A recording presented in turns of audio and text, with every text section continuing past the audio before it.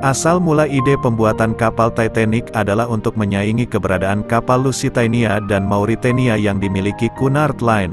White Star Line kemudian membuat kapal Titanic yang diharapkan menjadi kapal terbesar dan paling mewah. Titanic diklaim sebagai kapal tercepat di dunia. Thomas Andros dikenal luas karena merancang kapal mewah Olympic dan Titanic. Pembangunan Titanic dilakukan di sebuah galangan kapal di Irlandia Utara. Pembuatan kapal ini dimulai tanggal 31 Maret tahun 1909 hingga tanggal 31 Maret tahun 1912, yang dibiayai oleh pengusaha asal Amerika, J.P. Morgan beserta perusahaan miliknya, International Mercantile Marine Corporation. Spesifikasi kapal Titanic, panjang sekitar 269 meter, dan lebar 28 meter. Tinggi dari permukaan air ke geladak sekitar 18 meter. Berat mencapai 46.328 ton. Menampung 3.500-an penumpang beserta awak kapal. Mesin kapal terdiri atas 3 baling-baling, 2 mesin 4 silinder, serta 1 turbin Parsons yang memiliki tekanan rendah yang berfungsi untuk memutar ketiga baling-baling. Terdapat 29 ketel yang dipanaskan 159 perapian atau tungku batu bara yang dapat menghasilkan kecepatan hingga 23 knot.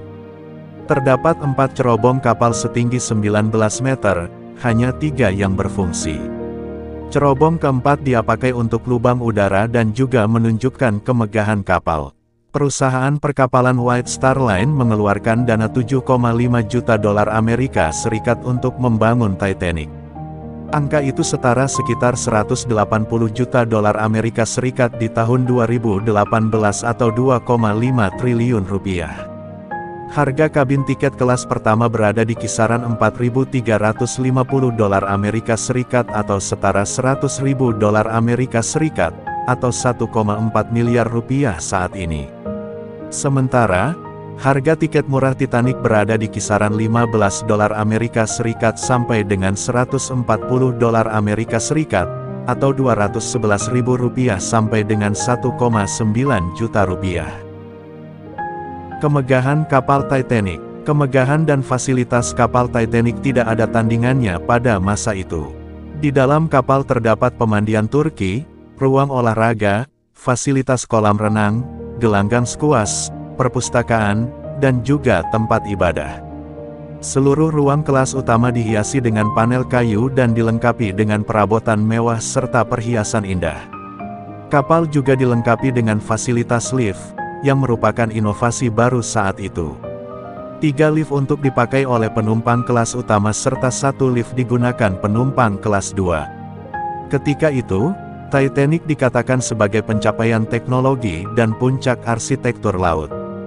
Bahkan dianggap sebagai kapal yang hampir tidak mungkin tenggelam.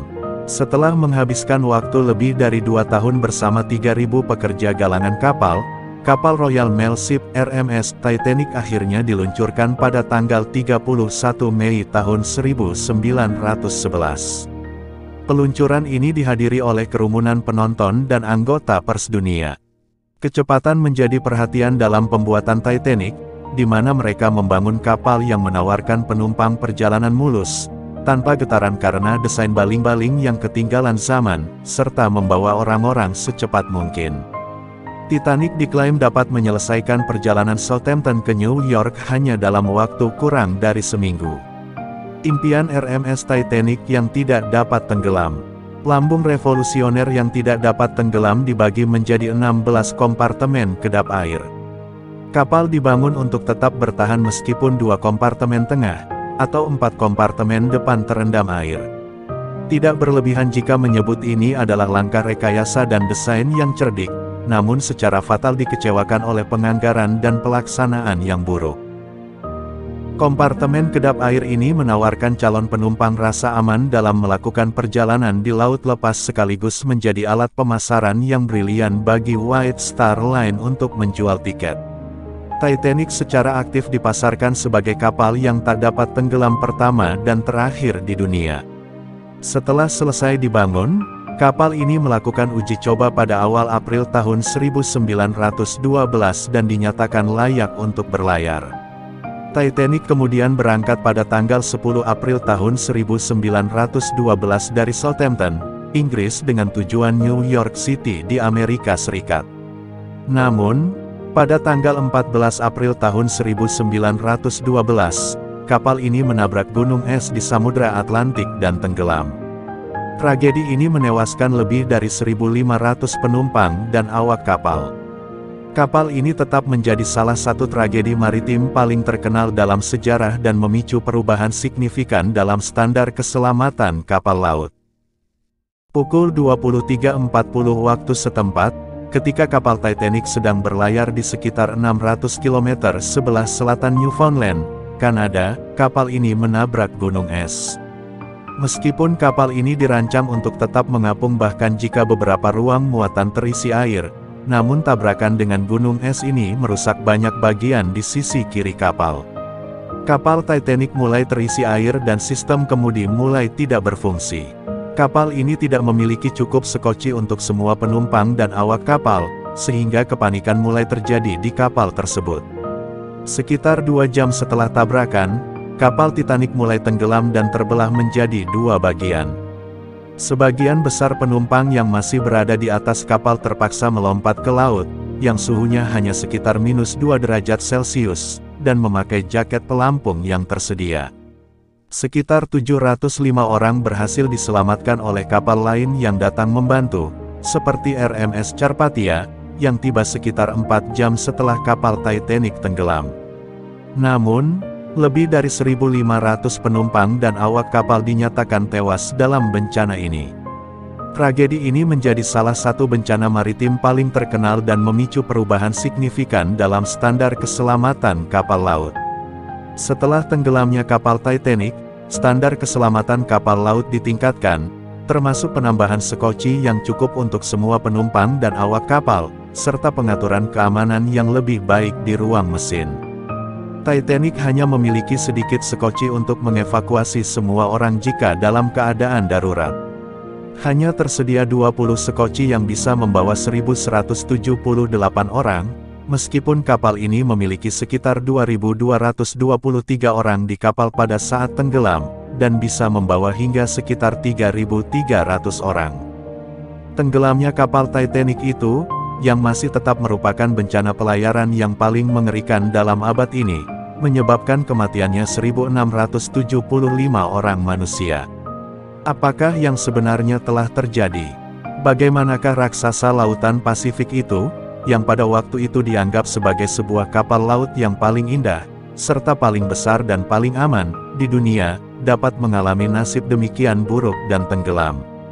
Usaha-usaha penyelidikan, yang kemudian diadakan, tidak pernah berhasil untuk menjelaskan sepenuhnya sebab musabab bencana itu.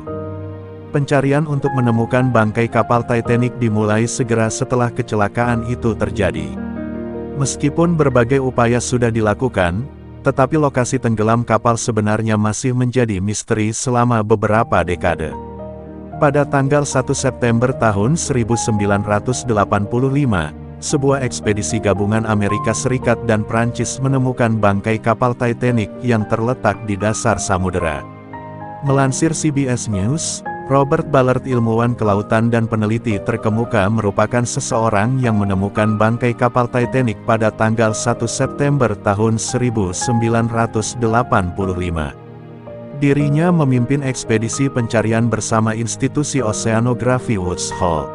Mereka menggunakan kapal riset canggih berbentuk seperti robot dan kapal selam canggih dengan kamera bernama Argo.